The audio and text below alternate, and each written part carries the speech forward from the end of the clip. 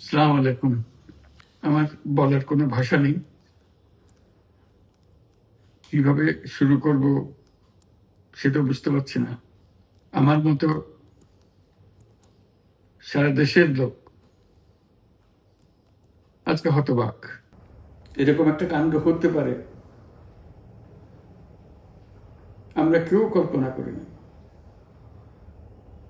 কারো ধারণার মধ্যে ছিল না।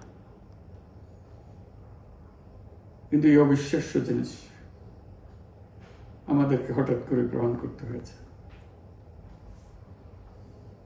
মাইলস্টোন স্কুল অ্যান্ড কলেজের যে দুর্ঘটনা, প্রশিক্ষণ বিমান বিধ্বস্ত হয়ে এই কচি শিশুদের উপরে ঝাঁপিয়ে পড়ল, আগুনে পুড়ে মরল। মা বাপদের আমরা কি জবাব দেব? কি বলবো তাদেরকে?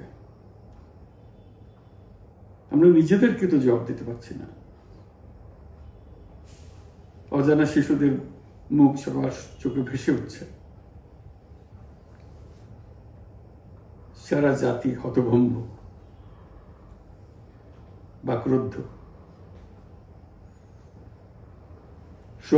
শোকাহত বললে খুব কম বলা হবে।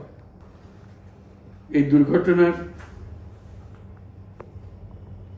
রেশ এখনো কাটেনি। এখনো লাশ আসছে হাসপাতালে, এখনো হাসপাতালে মারা যাচ্ছে। মা বাবা এখনো খোঁজ নিচ্ছে আমার সন্তান কোথায়, তাকে আর কোনোদিন চেনা যাবে কিনা। যাদের লাশ দেখছি তার মধ্যে আমার সন্তান আছে কিনা পৃথক করার তো কোনো উপায় নেই। এরা আমাদের সবারই সন্তান, হঠাৎ করে চিরদিনের জন্য চলে গেল। আমরা অবশ্যই তদন্ত করব, তদন্ততে তারা ফিরে আসবে না। আমরা চিকিৎসার ব্যবস্থা করছি, সবাই ঝাঁপিয়ে পড়েছে। সকল হাসপাতাল, সকল মানুষ ছুটে আসছে। আমরা সবার কাছে অনুরোধ করছি, হাসপাতালে ভিড় করবেন না, কারণ যারা আহত তাদের জন্য এটা ভালো না। তারা তাদের শরীরে রোগ প্রতিরোধের শক্তি নেই। আমরা ভিড়ে থাকলে আমাদের শরীর থেকে কি রোগ তাদের মধ্যে ছড়িয়ে পড়বে তা বলা মুশকিল। কাজে দূরে থেকে দোয়া করেন সবাই।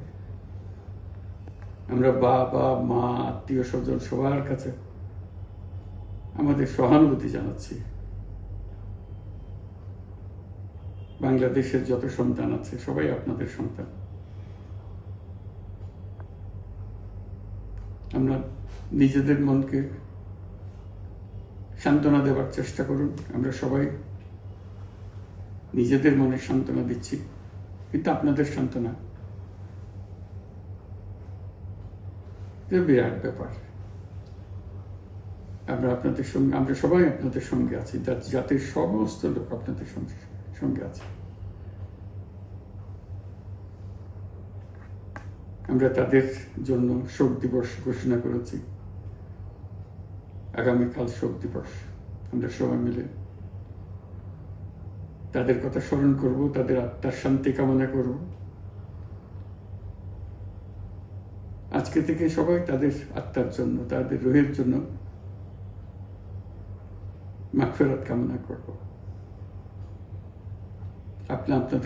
আল্লাহ আপনাদেরকে শান্তি দিন। আমাদের জাতির সবাইকে, যারা এই দুর্ঘটনায় বিধ্বস্ত, সবাইকে আল্লাহ শান্তি দেন। তাদের জন্য দেশবাসী সবাই আমরা দোয়া করছি। আল্লাহ এই শিশুদের জান্নাতবাসী করে। খুদা হাফেজ।